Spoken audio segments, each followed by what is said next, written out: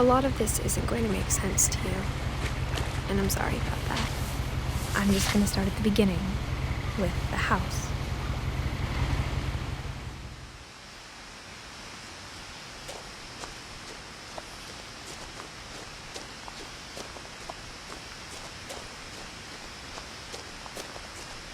I lived here until I was 11, but I wasn't allowed inside half the rooms.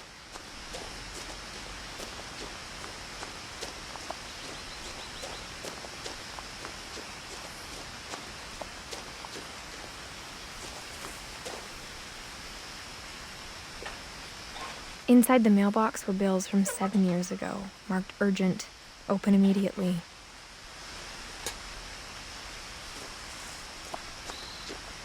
I hadn't been back since my brother Lewis's funeral.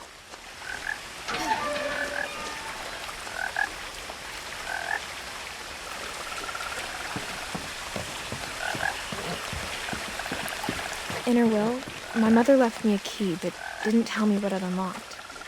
Maybe she thought I'd know, or she thought that the mystery would be enough to bring me back.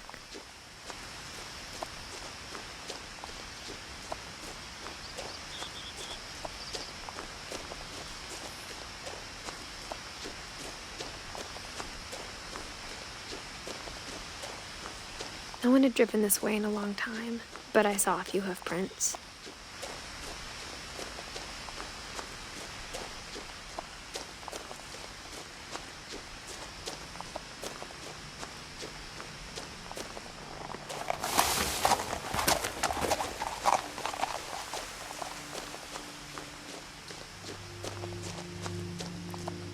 The truth is, even after I inherited the house, I never thought I'd come back to it. But now I had questions about my family that only the house knew the answers to.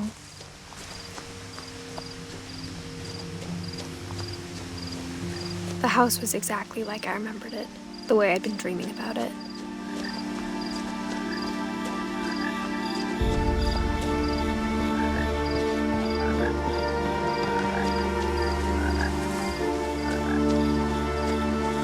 As a child, the house made me uncomfortable in a way I couldn't put into words. Now, as a 17-year-old, I knew exactly what those words were. I was afraid of the house.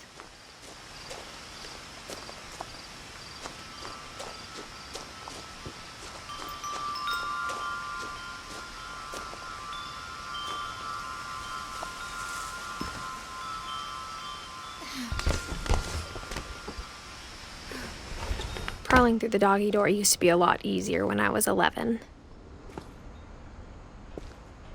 The power had been turned off the night we left.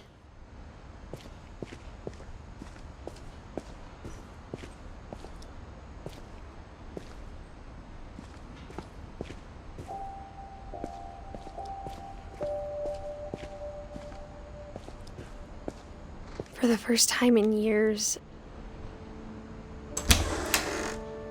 I felt like I was home.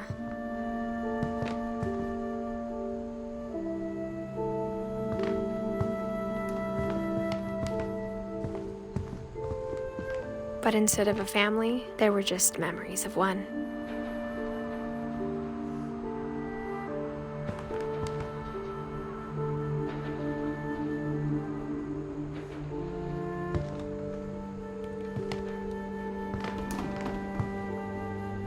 Like how after Lewis started working at the cannery, we all got sick of eating salmon, except our cat, Molly.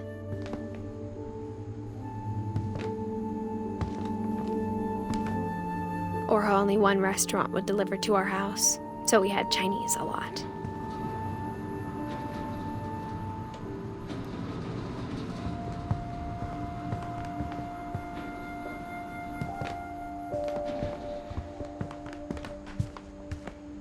The table was still a wreck from the night we left.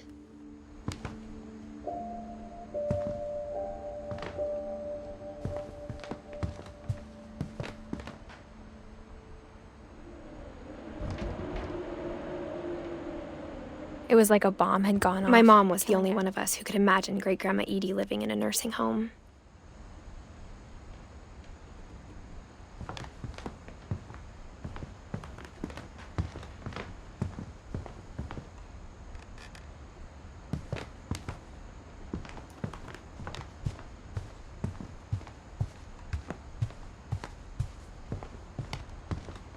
Nothing in the house looked abnormal. There was just too much of it, like a smile with too many teeth.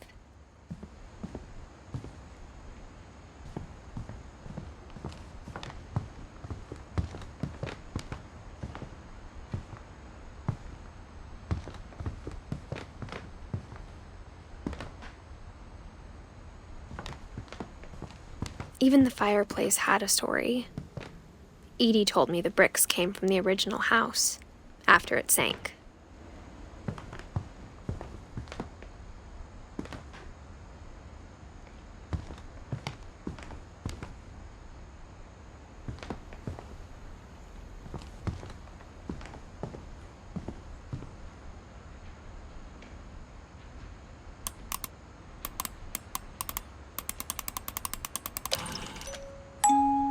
Great-Grandpa Sven built a music box for Barbara, along with the rest of the house.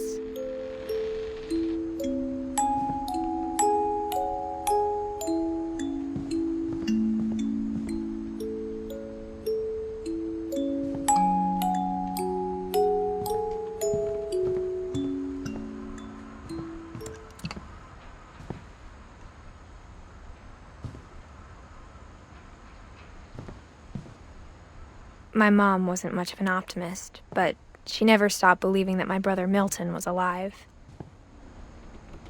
A lot of things got left behind in the whirlwind of that last night.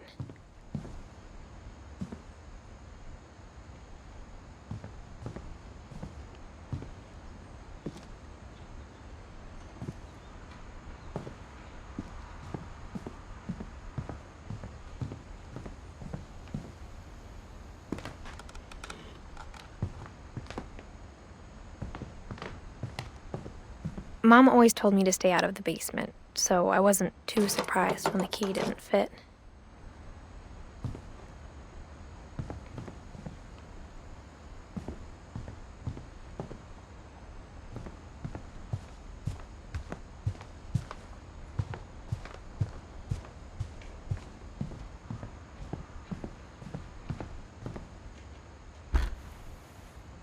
Edie told me once that every Finch who ever lived is buried somewhere in the library.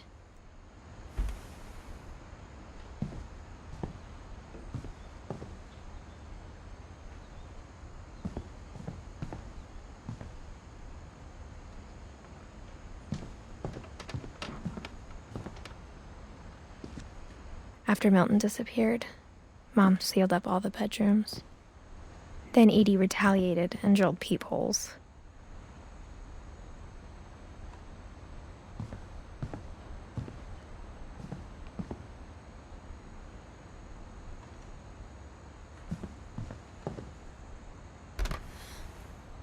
Molly always seemed like a girl I could imagine being friends with, if she hadn't died in 1947.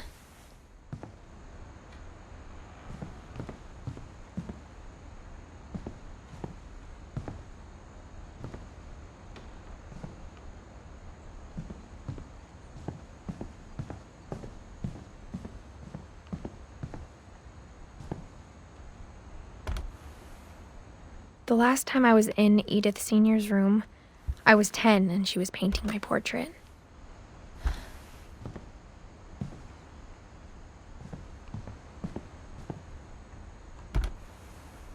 As a kid, I just assumed every house had peepholes and sealed rooms you weren't allowed inside of.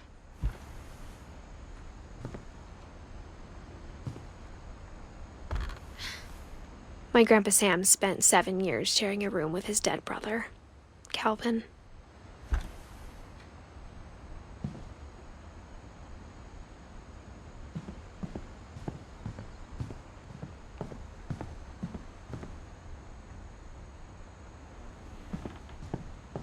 Whenever people ask me about my family, the first thing they always want to know about is Barbara.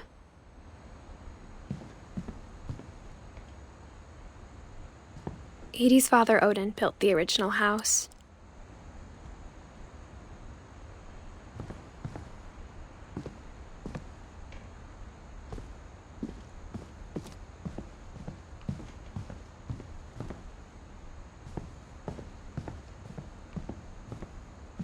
I spent a lot of time playing in Great Uncle Walter's room.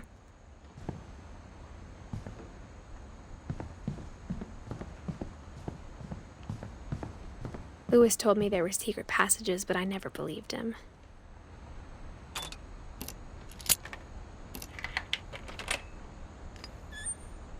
Turns out, my mom was really good at keeping secrets. Now it was time to find out what my mom had been afraid of.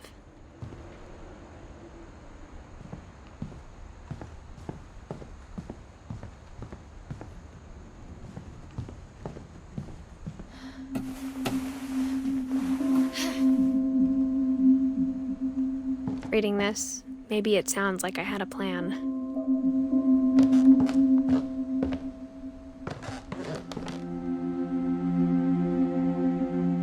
But I had no idea what was behind that door.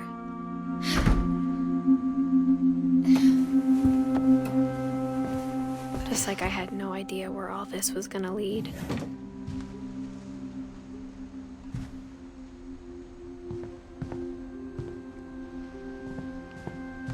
I grew up looking at Molly's room through the peephole.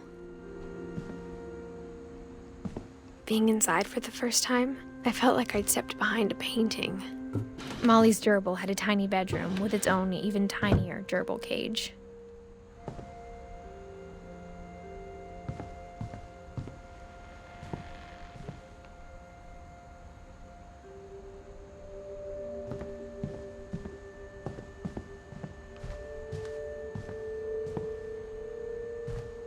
I got the sense Edie had spent a lot of time here, before my mom sealed the doors.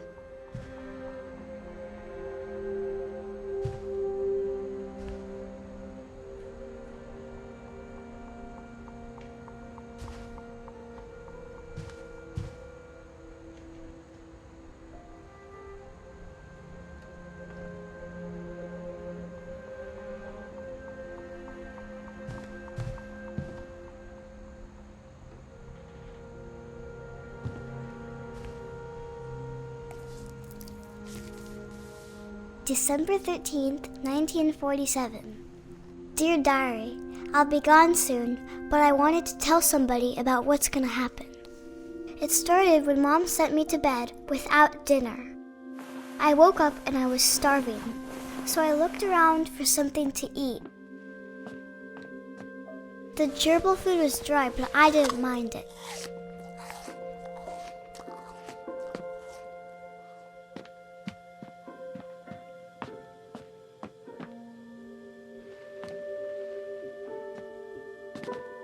I thought about eating Christopher, but I held back.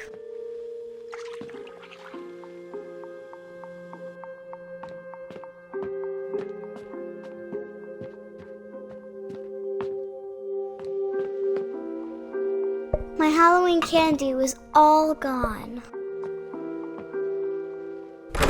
Mom, can I come out now? Sweetheart, it's late. Go to sleep.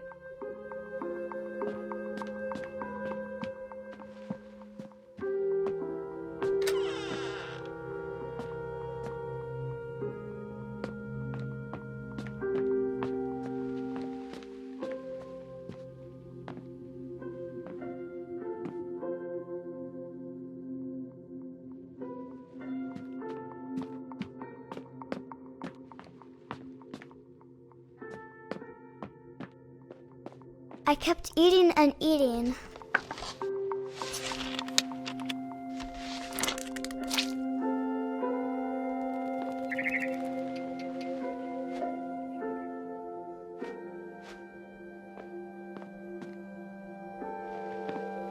I ate a lot of things that night.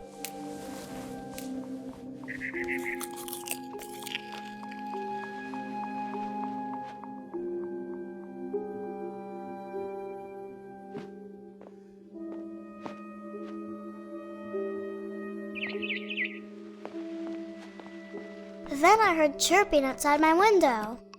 It was a barn swallow going back to her nest. I reached out for her.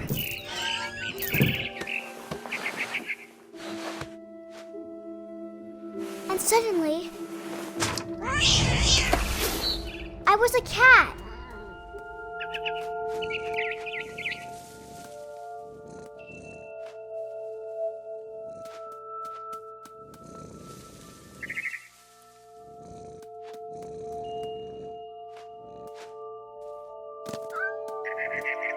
I tried to be quiet, but the bird was really scared.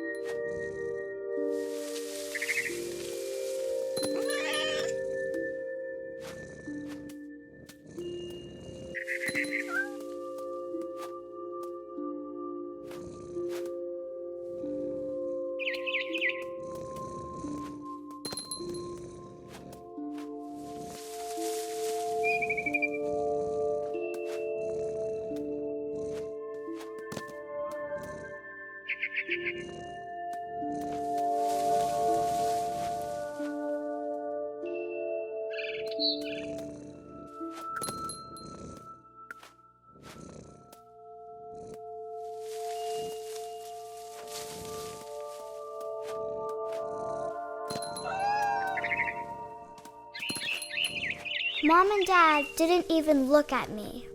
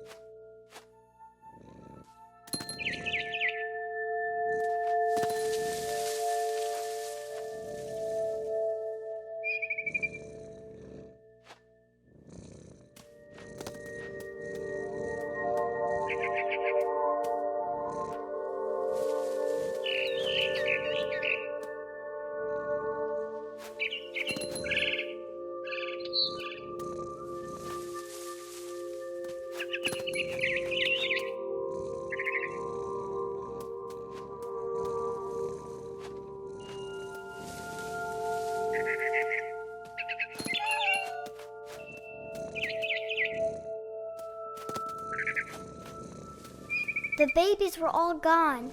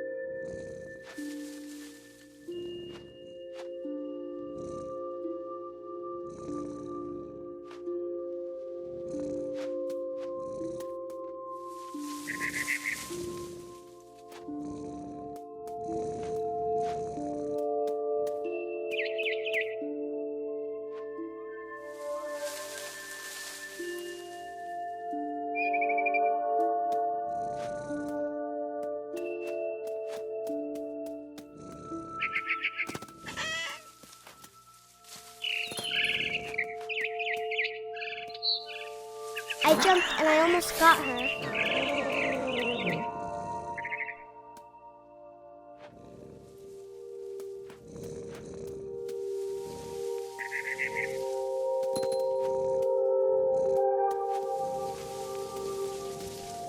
I could tell she was getting really tired.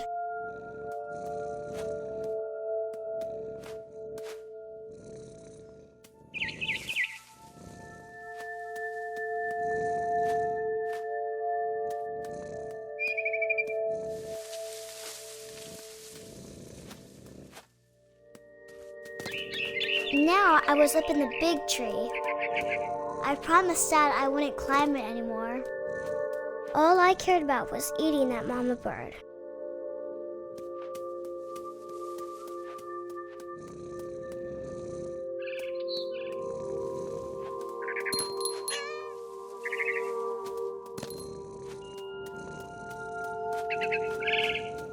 gobbled her up.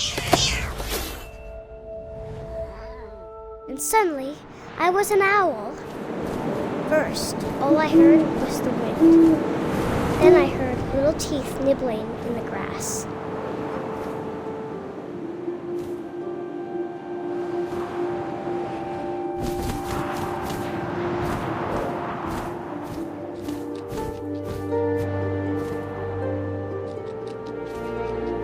Rabbits.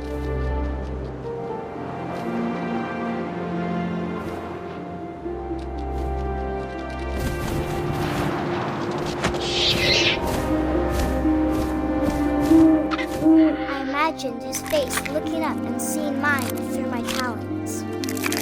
I swallowed him up, and I didn't chew one bit. Then I flew off to find something bigger.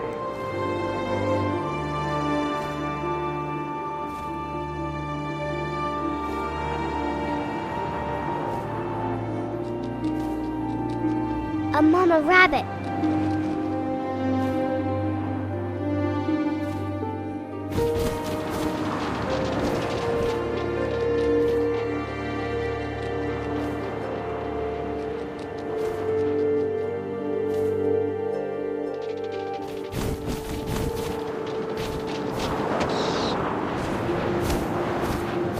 She was almost too big to carry. I started choking, but I couldn't stop eating.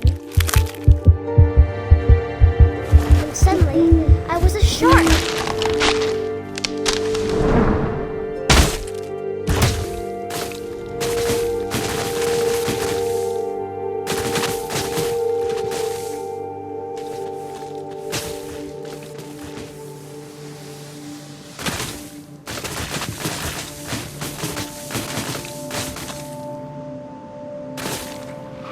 I rolled off a cliff and into the ocean. Now, I was hungrier than ever.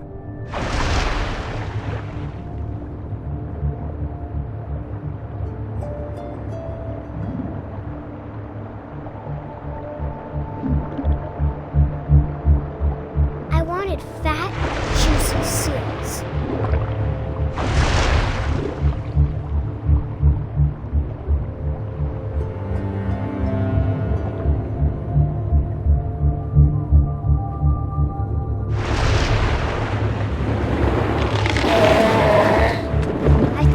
Her flipper, and it tasted really good.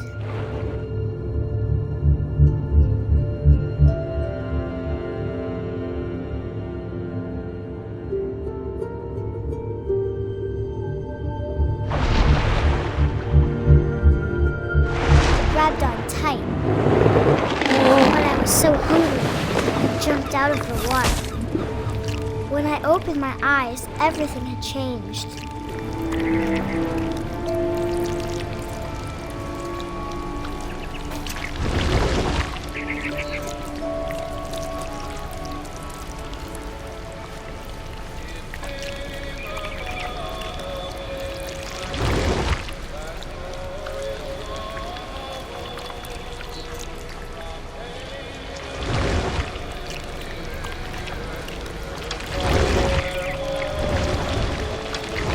A monster, and I smelled people everywhere.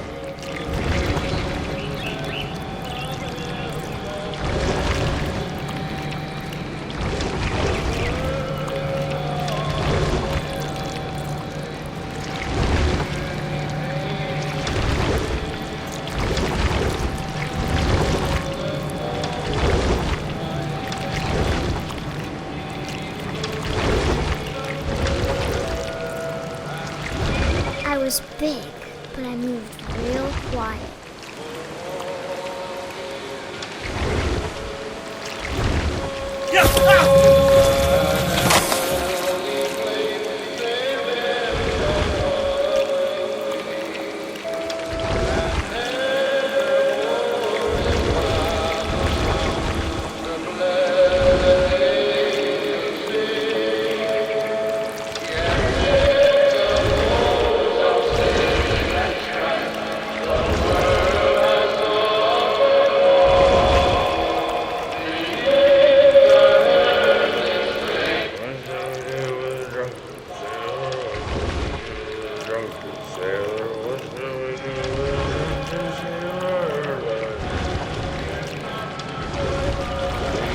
After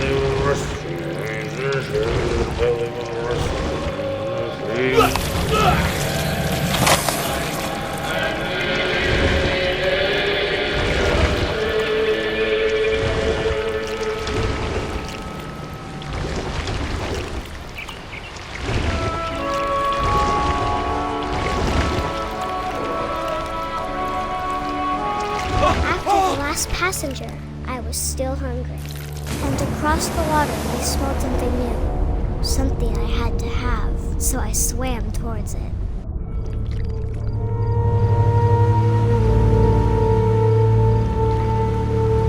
I slithered onto the sand, and the good smell went into an old pipe.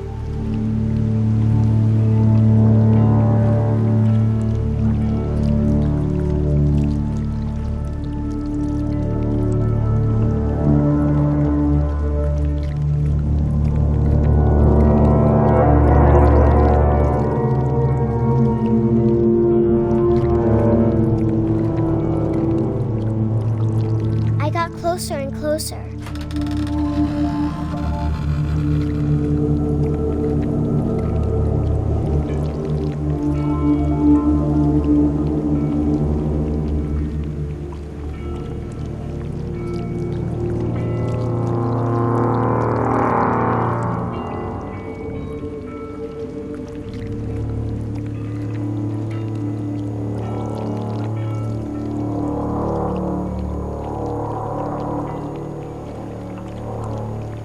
All of my stomach started growling.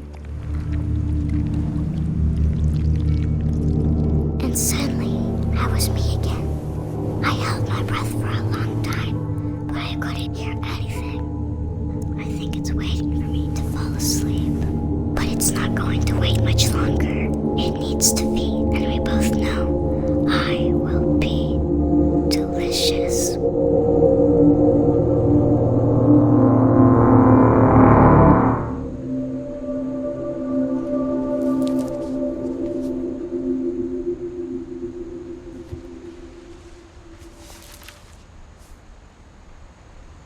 I'm not sure if I believed all of that, but I'm sure Edie would have.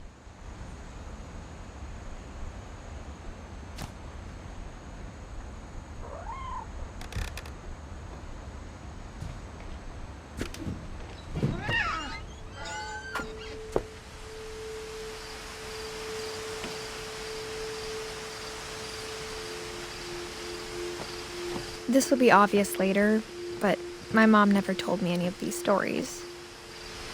Edie would have, but Mom didn't like bringing up the past. Though, when we adopted a stray kitten, she was the one who named it Molly.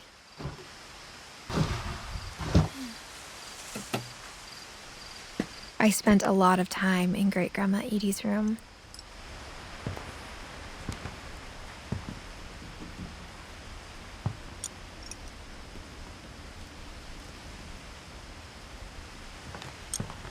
We got along, and it was a good place to hide from my mom. Louis died a week before we left, but Edie had already started to memorialize him. Her room was like a museum.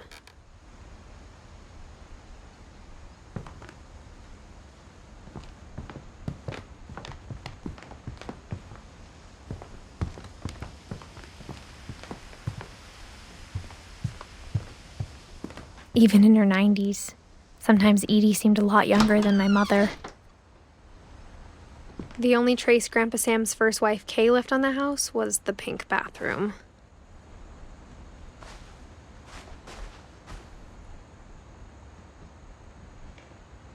It was a pretty big trace.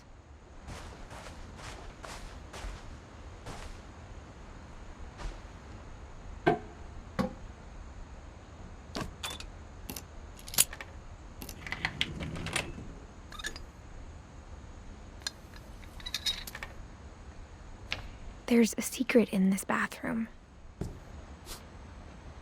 It's in the last place you would look. It isn't in the cupboard. It's hidden in this book.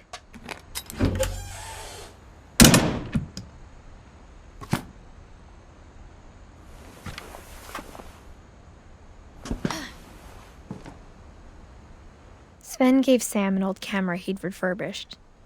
He never put it down.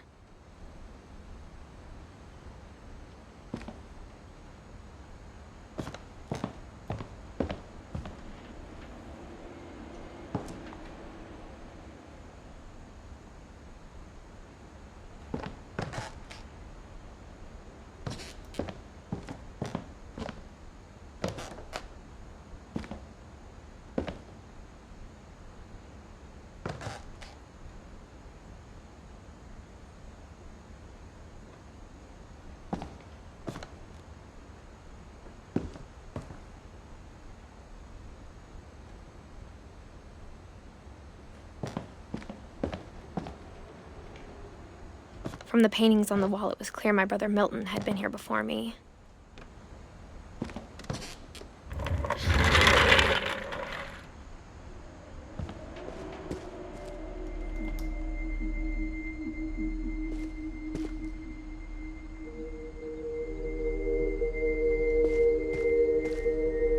I knew Grandpa Sam had a twin.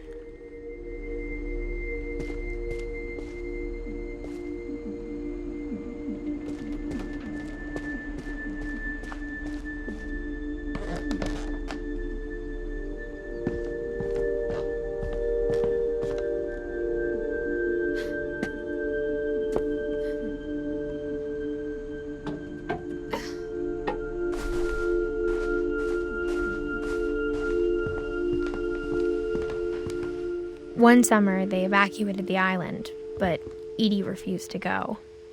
For a few weeks, she was a celebrity. When Edie told people Sven was killed by a dragon, she could also have said he was building a dragon-shaped slide that collapsed. She could have, but she didn't.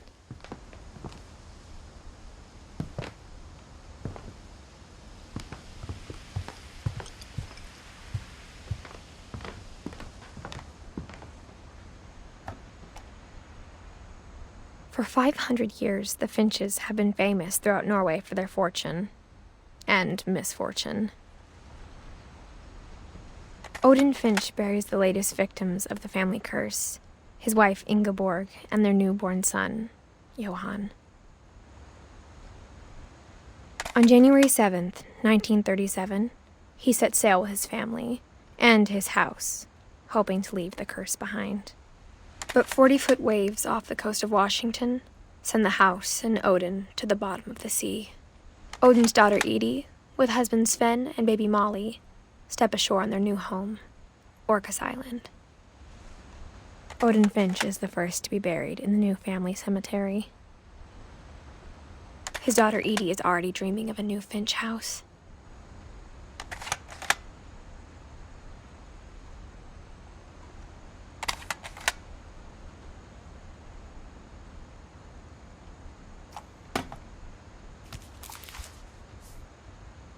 Whatever's wrong with this family, it goes back a long ways.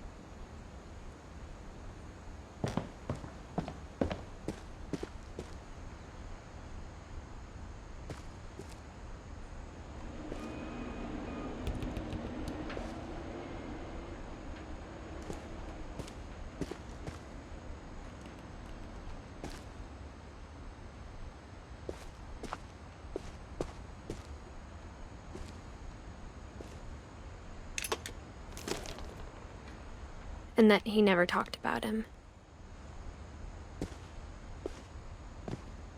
I guess my grandpa didn't like history any more than my mom did.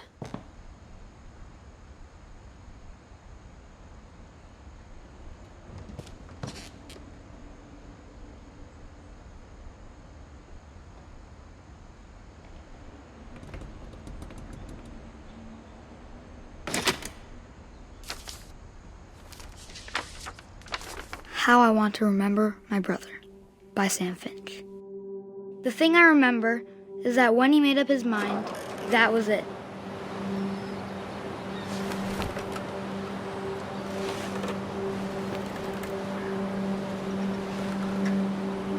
My brother said he'd die before he ate another mushroom, and he did.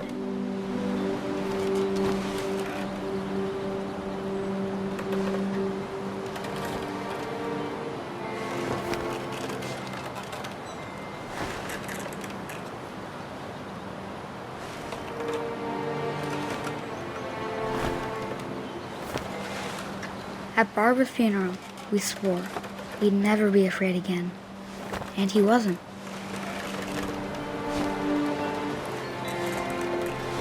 I think Calvin always wanted to fly. Sam, Calvin, dinner's ready. Coming. But that day, he finally made up his mind to do it. I told him going around was impossible.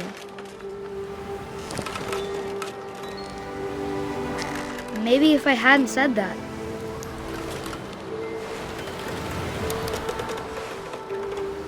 Calvin, I'm not gonna tell you again. maybe if the wind hadn't picked up, then maybe he'd still be here. But I doubt it. I think he'd already made up his mind.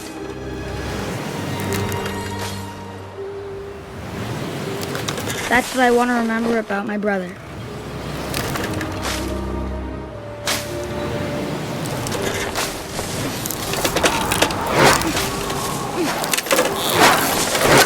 The day he made up his mind to fly. And he did.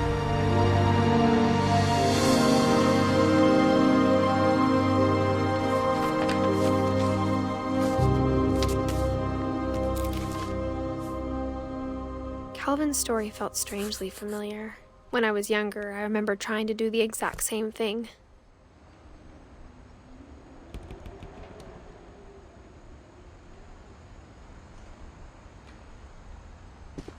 After the funeral, Edie roped off Calvin's half of the room.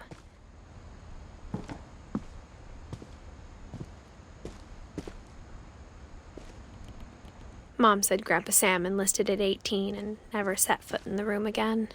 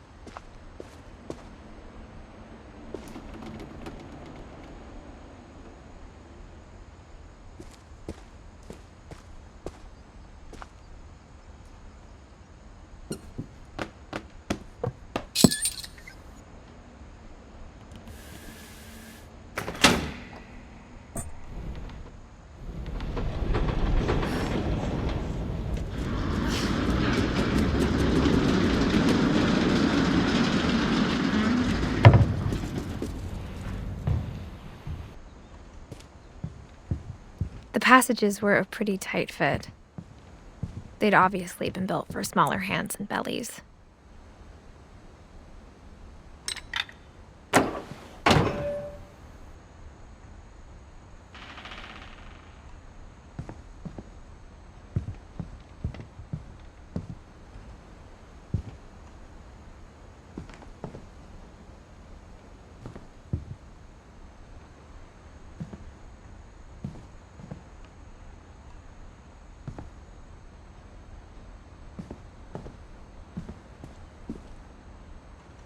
Mom must have locked the third floor stairs on the night we left.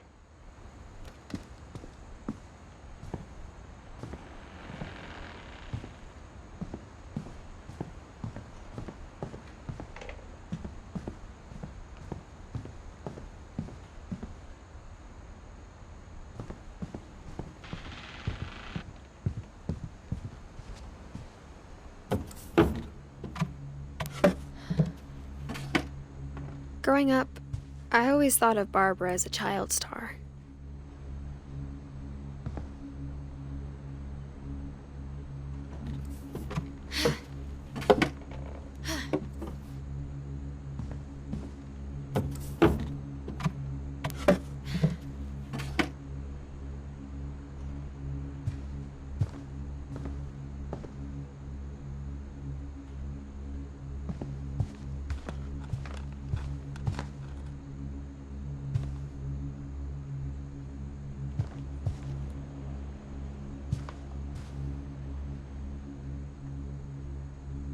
I never thought about how hard it must have been for her afterwards.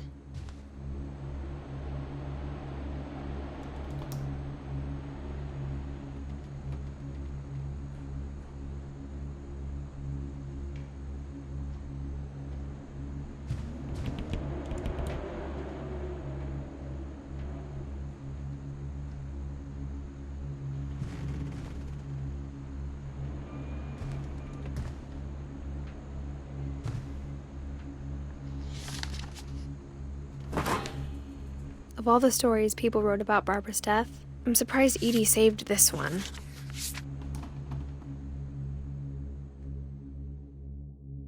Old Jack here with another ghastly tale inspired by America's most unfortunate family.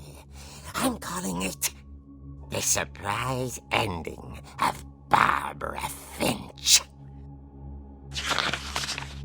As a child star, Barbara was famous for her scream. Now at 16, she was all washed up, a has-been. But in a lucky break, she'd been asked to perform her signature scream at a local convention for monster movie fans. It was just the boost her career needed. Unfortunately, her scream hadn't aged well. Getting better. I think you just need the right motivation. Her biggest fan and current boyfriend, Rick, was about to demonstrate when... Now that was a great scream. It was Barbara's father, Sven. He'd slipped into a table saw and had to be rushed to the emergency room. So Barbara got stuck babysitting her youngest brother, Walter. Her convention comeback was cancelled. Okay, I'm hearing frustration, but I'm not hearing terror. What if I tried... A gang of hoodlums in Halloween masks have been terrorizing Orcas Island tonight. Police are urging residents to... That came from the basement. You're right! Also, I loved your delivery on that. Why is your basement door locked? Because my dad likes making puzzles in secret passages. There's a key hidden in the music box. The secret is to keep winding and winding until finally the key pops out. Thanks, babe. I'll be back in a sec. 20 minutes later, Rick hadn't returned. So Barbara went to look for him, right on cue. She reached for the music box. And as she wound the key, she listened for Rick, but the house was silent.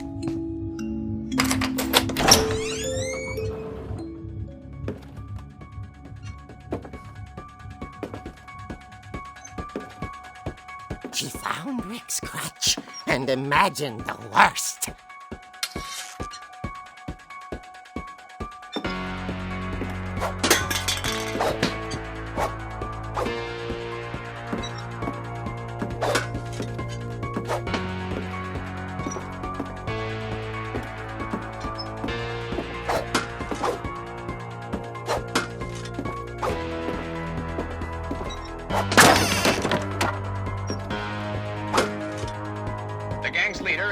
infamous Hookman killer, Dr. Carl Hamill, who impaled and then ate his family 10 years ago tonight.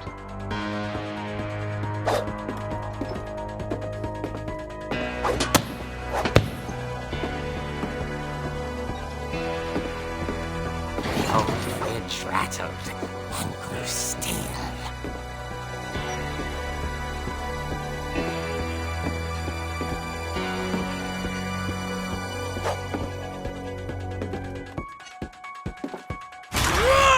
Oh dear! Oh! Rick? Barb, relax. I was just trying to scare you to help you find your scream. Well, I'm not scared, Rick. I'm furious. Then act furious. All I'm getting from you now is that you're hurt and confused and you're... She threw him out, but she kept a little something to remember him by. Barb, have you seen my other crutch? And she was still holding it when she fell asleep watching the late picture show. Hours later... Barbara! Walter, what's going on up there? Ah! Okay, I'm coming up, but if this is a trick, you're dead, Walter.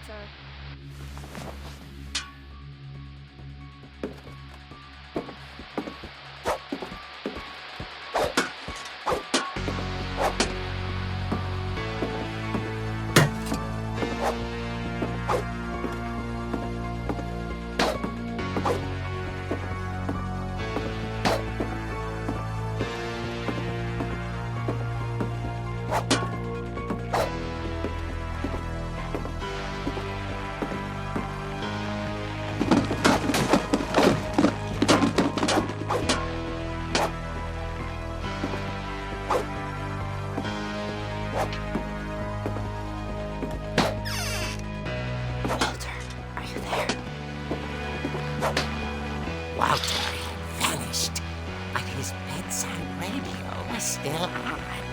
Orcas Island police describe the man as 6 feet tall, with a steel hook for a hand. Residents are urged to lock all doors and windows and notify the police of any suspicious activity. Barbara turned, saw the hookman, and was speechless. He was quite smashing. And he was. He couldn't get enough of Barbara. Okay, Barbara, there's gotta be another way out of here.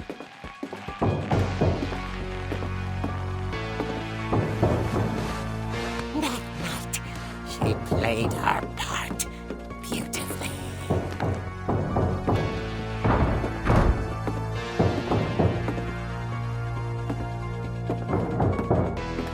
She thought about abandoning Walter, but just couldn't do it.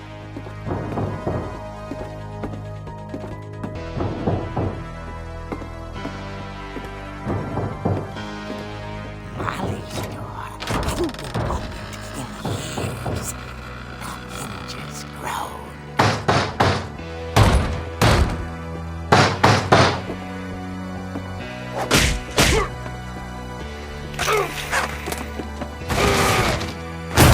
He wasn't moving, but she sensed the story might not be over yet.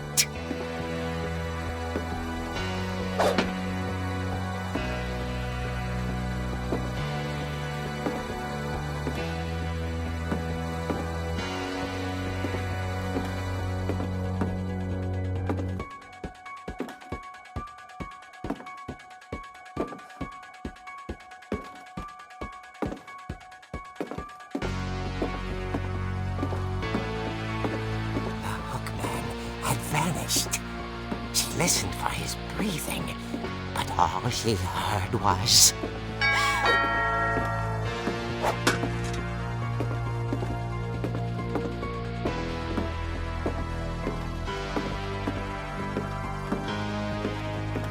Someone at the door was dying to speak to young Barbara.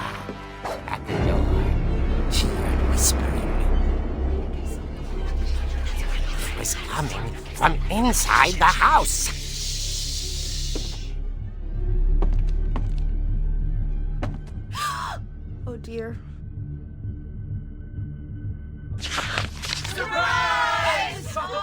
You were wonderful.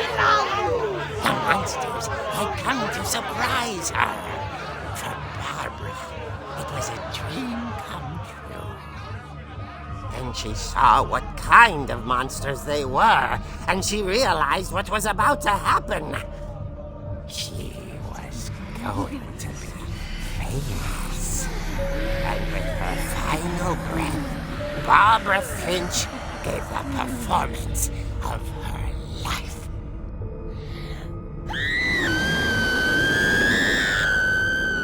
I wasn't there myself, but I hear Barbara was magnificent. Poor girl. She had a taste for stardom. But unfortunately, so did her fans. Of course, the police blamed it all on poor Rick, who disappeared the same night. And little Walter, hiding under his bed the whole time. He took it all pretty hard, but that's another story. As for Barbara, tucked inside the music box is all they ever found of her. Her ear. Now that's what I call a real eerie tale.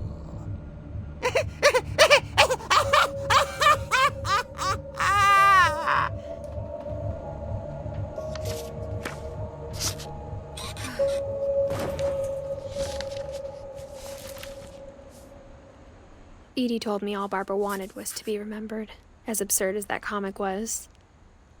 Maybe what Edie saw was a happy ending.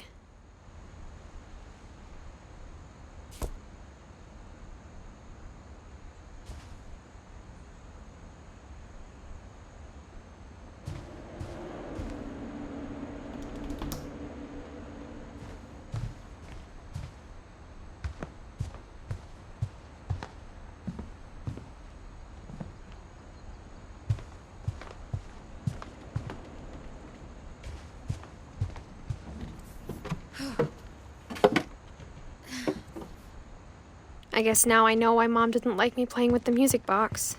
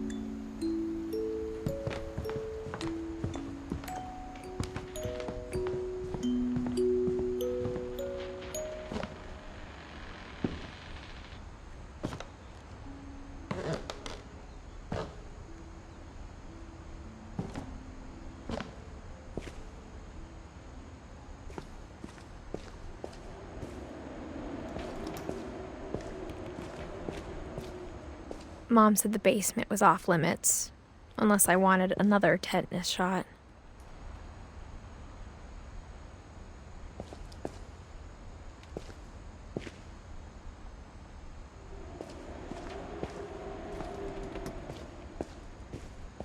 I saw Edie sneak down to the basement once, carrying packages.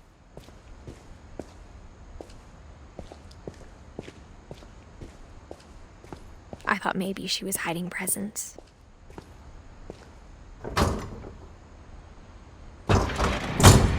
It turned out she was hiding a lot more than that.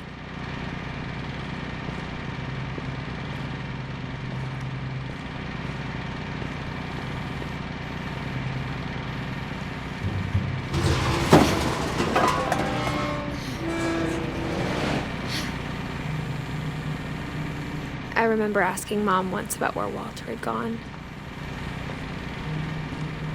She said after Barbara died, he got as far away as he could. If there's a pattern in all these stories,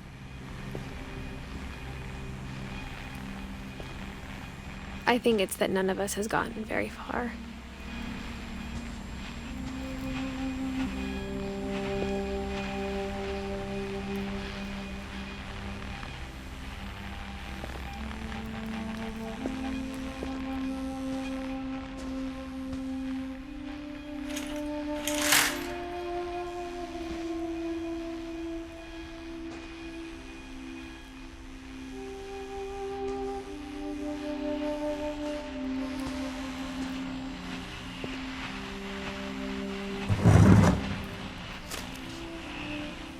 Goodbye, everyone.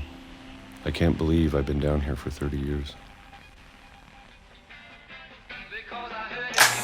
On that first day, after the shaking started, I didn't think I'd survive a week.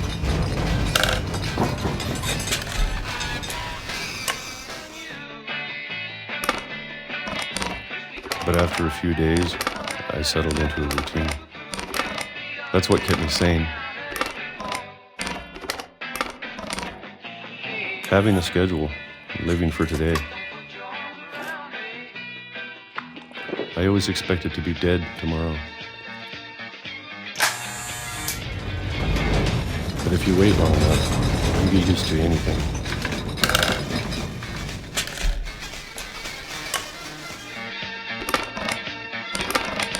Even a monster on the other side of the door starts to feel normal. Almost friendly.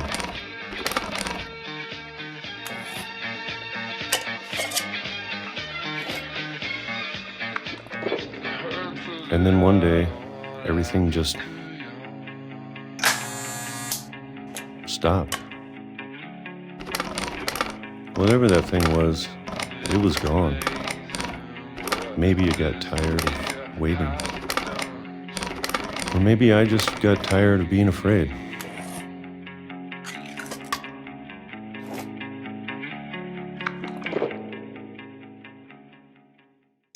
It's been a week now. The longest in 30 years. I'm done waiting. I have to leave while I still can.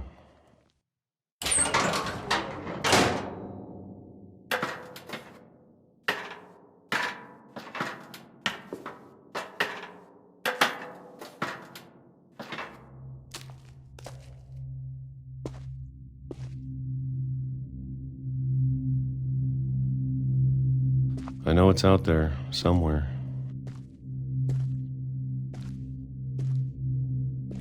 Whatever killed Barbara and Molly and Calvin.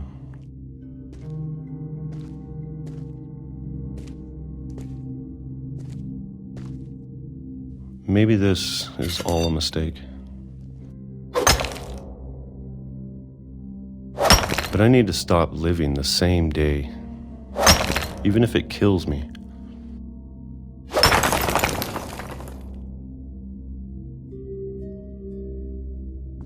Whatever's out there, I want you to know I'm ready for it. I'm going to appreciate all of it, especially the food. I don't mind if I only have a year left. Or a month, or a single week. I'd be happy with one new day. I can already imagine the sun on my face.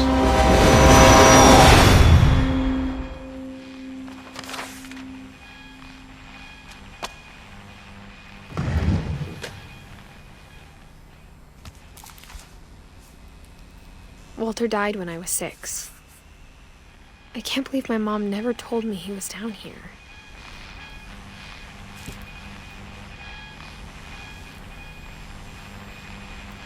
I'm sure my mom was trying to protect me.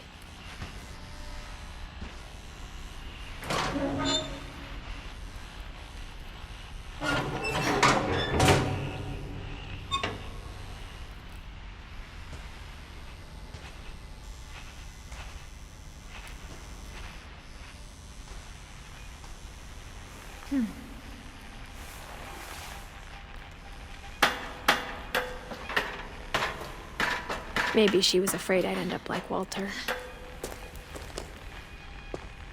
But if she never told me about an uncle under the house,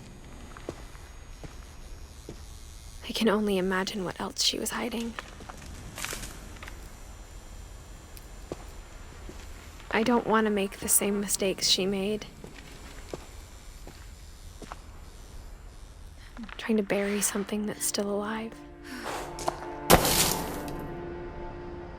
Now that there's only one of us left, or maybe two, I thought it was time I heard the stories for myself and found out what happened to everyone else. But now I'm worried the stories themselves might be the problem. Maybe we believed so much in a family curse, we made it real.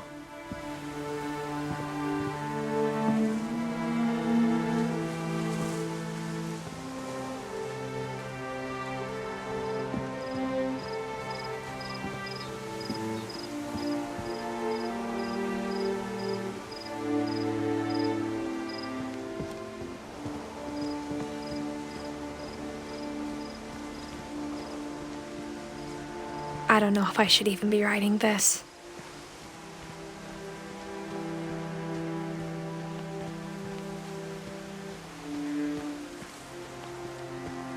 Maybe it'd be better if all this just died with me.